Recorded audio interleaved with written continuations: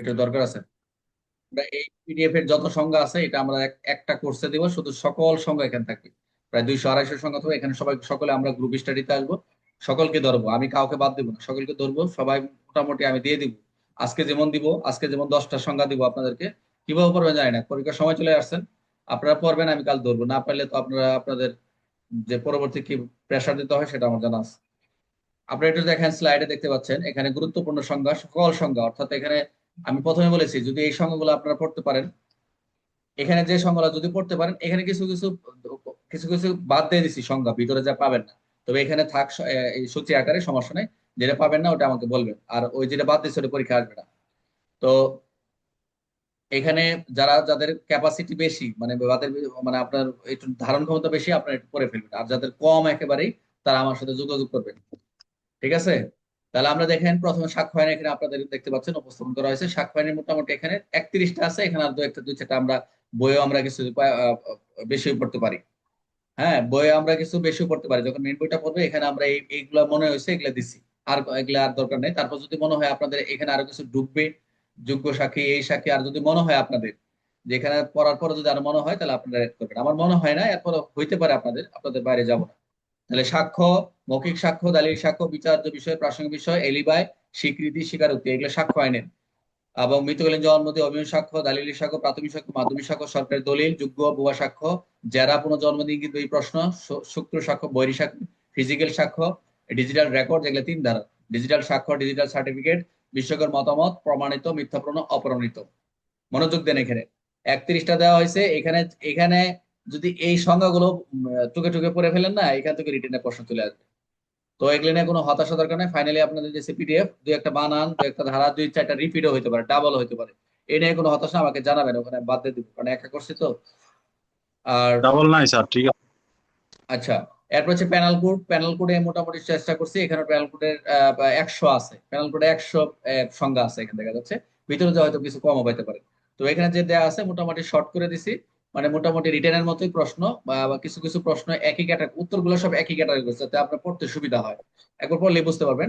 তো এগুলা আমরা ক্লাস হবে প্লাস হচ্ছে আপনাদের মুখস্থ করাবো, আমি ধরবো। এগুলা আমি আলাদা করেই করতেছি, কোর্স করাইতেছি আপনাদের সহযোগিতা। আমরা আমরা নিজে নিজে সবার ক্লাসগুলো, আমাদের কথাগুলো আমরা শুনতে পারি।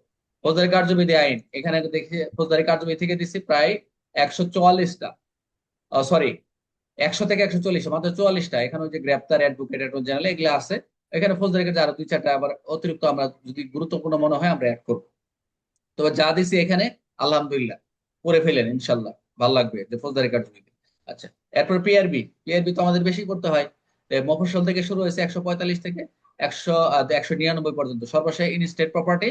আর হচ্ছে মফস্বল ডায়েরিতে শুরু হয়েছে। ইনস্টেট প্রপার্টিটা পরীক্ষা আসছিল, ওগুলো এগুলো যাচাই বাছাই করে দেওয়া হয়েছে যে পরীক্ষা আসছে এত ইতিপূর্বে। বুঝতে পারছেন? তো এলো পিআরবি। এরপর মাইনর অ্যাক্ট থেকে আমরা করছি হচ্ছে এই পারিবারিক সহিংসতা, সংক্ষুব্ধ, এলিয়েন সরকারি কর্মচারী, আদালত অবমাননা, পেশন, রিপোর্ট সংস্কার, সন্ত্রাসী আইন, অ্যাপ্রেন্টিক্স, অনিষ্টটা প্যানেল করে এখানে ঢুকে গেছে, সমস্যা নেই, এগুলো টেনশন করা যাবে না। প্রমাণের দায়, আবার সাক্ষ্য আইন ঢুকছে, ডিসচার্জ, রেসগেস্টেড, এগুলো হচ্ছে ঢুকছে। ওগুলো ওই যে যেখান থেকে যেখানে পাইছি কপি করে নিয়ে আসছি। আপাতত এগুলো নিয়ে টেনশন দরকার নেই, উপরে পড়া থাকলে আপনি ক্রস দিয়ে দিবেন। তারপর হচ্ছে যৌনকর্ম, ড্রোপ টেস্ট, ওয়াশ, সাইবার, মানে মাইনর অ্যাক্ট থেকে রিভেঞ্জ পর্ন, মেলোয়ার, অসদাচরণ, মানব পাচার 5, আইন সংগত জড়িত শিশু, এই হলো অপ্রাপ্তবয়স্ক, বাল্য বিবাহ, অস্ত্রশস্ত্র, বিস্ফোরক, আইন শৃঙ্খলা, ফরমালিন, ক্রিমিনাল রেকর্ড, মেন্সরিয়া, জঙ্গিবাদ পাওয়া দরকার না। আমি বলে দিব পুলিশ আইন থেকে। এখানে কিছু কিছু ওখানে বাদ আছে, দরকার নাই, রিট ইম্পর্টেন্ট।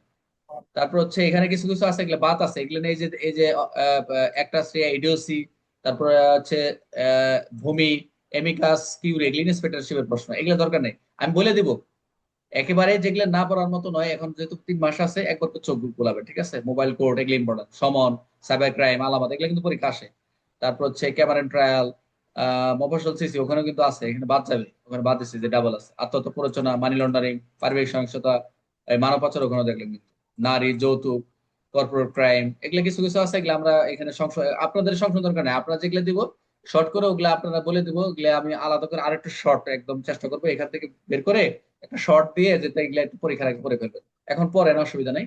এখানে আবার ডিটেলস দিয়ে দিছি, আপনাদের এগুলোর উত্তরগুলো দেওয়া আছে। যেখানে যেখানে দুই চারটা ইংরেজি আছে, ভয় পাওয়ার প্রয়োজন নাই, আপনারা ওগুলো এড়িয়ে যাবেন।